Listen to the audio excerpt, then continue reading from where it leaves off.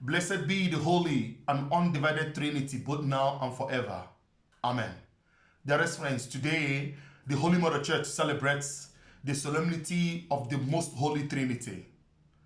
Today we reflect on the theme, Living in the Love of the Trinity, called to communion, mercy, and mission. Dearest friends, today the Universal Church celebrates one of the greatest mysteries of our faith, the Most Holy Trinity, one God in three divine persons, Father, Son, and the Holy Spirit. Many people think of the Trinity as a difficult doctrine to understand. Indeed, no human mind can fully comprehend the mystery of God. Yet, the purpose of today's feast is not simply to explain God, but to help us encounter God. The Trinity is not a mathematical puzzle to solve. It is a relationship of God into which we are invited. In today's first reading from Exodus, Moses encounters God on Mount Sinai. God revealed himself as a God of tenderness and compassion, slow to anger, rich in kindness and faithfulness. Before God reveals laws and commandments, he reveals his heart. The Father is not distant or indifferent. He is merciful and loving.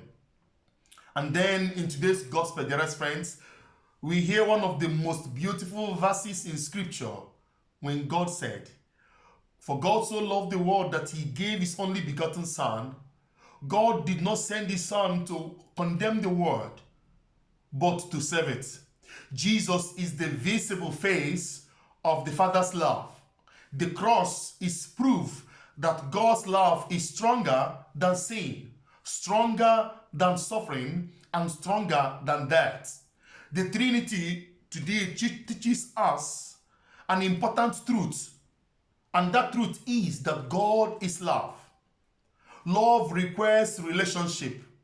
The Father loves the Son, and the Son loves the Father, and the Holy Spirit is the bond that unites the Father's eternal love. Our God is a communion of persons living in perfect unity. Dearest friends, our God, the Holy Trinity, is a communion of persons living in perfect unity. This has profound implications in our lives. One, we are created for communion.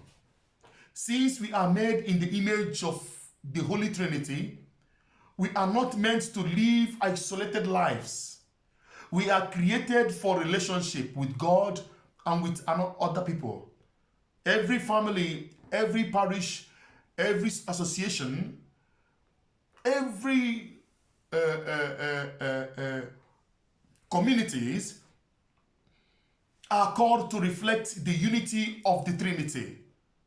Sadly, division, misunderstanding, grudges, and conflicts often weakens our relationship. Like St. Paul in today's second reading urges the community, live in peace, encourage one another, and be united. As parishioners, as members of the same family, we can ask ourselves this question: do I promote unity or division? Do I encourage others or criticize them? Do I forgive as God forgives me? As a parish or as a family that reflects the Trinity, it becomes a place where people feel welcome, where people are loved, and where people are valued. Dearest friends, let our hearts be a place where people are respected, people are loved, and where people are valued. Two, we are called to show mercy.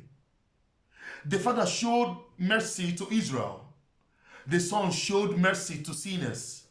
The Holy Spirit continually renews us despite our weaknesses. If God relates to us with mercy, dearest friends, we are also encouraged to do the same to others. There may be someone in our family whom we have not forgiven. There may be a neighbor, a colleague, or fellow parishioner or family member to whom we are keeping grudges. Today, the Holy Trinity invites us to break down walls and build bridges. Mercy is not weakness.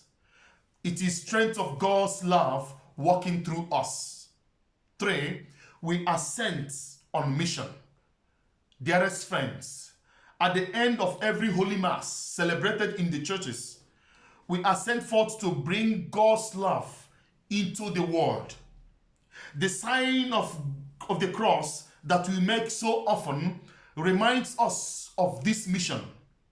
Every time we say in the name of the Father and of the Son and of the Holy Spirit, we proclaim our identity. We belong to the Trinity, and we are called to make the Trinity known through our words and through our actions. Dearest friends, people may never read the Bible, but they read our lives. Through our kindness, patience, generosity, and faithfulness, other people can be able to glimpse the love of the Father, the compassion of the Son, and then the presence of the Holy Spirit in our lives.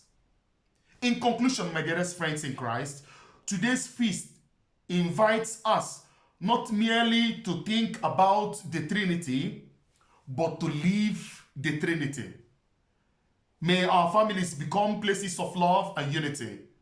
May our parish become a community of welcome and reconciliation. May each of us become a witness to God's mercy in the society and in the world. As we continue to live a good life, as we continue to pray for the blessings of the God the Father, God the Son, and the God the Holy Spirit, may God give us the grace to live a life that is worthy of our cause as good Christians, so that at the end of our lives, God will be happy to accept us into his kingdom as his beloved children. This is our prayers through Christ our Lord. Amen. And may the blessings of the Almighty God, the Father, the Son, and the Holy Spirit be with you, both now and forevermore. Amen. Blessed be the Holy and undivided Trinity, both now and forever. Amen. Dearest friends, thank you for watching. God bless you. Follow, subscribe, and may the blessing of God continue to be with you in Jesus' name. Amen. Do have a good Sunday. Peace.